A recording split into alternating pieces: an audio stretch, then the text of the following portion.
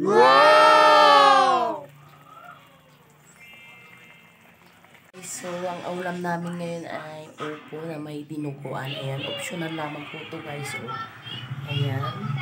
So, maghihiwa po tayo ngayon ng upo.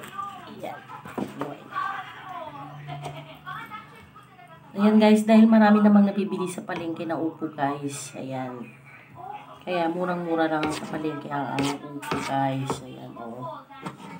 Worth 20 pesos meron ka ng upo guys. Dahil mura na sa market ngayon ang upo. Ayan. Sasawagan natin yan guys ng dinuguan. Dinuguan ang isasawag natin guys. Ayan. Sinap natin yan guys ng into cubes. Eh, sasawag natin ating upo.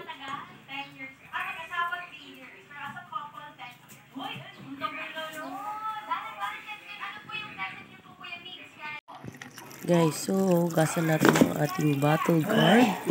Upo in Tagalog. Tabungaw naman sa Ilocano guys. Ayan.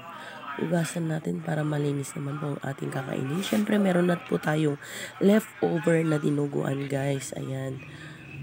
So optional lamang po itong lulutuin kung panangalian namin guys. Ayan. Siyempre inuna ko na po yung leftover na dinuguan guys. Ayan. Dinardaraan in Ilocano. Ayan. Ilalagay na din natin ang ating upo yan guys.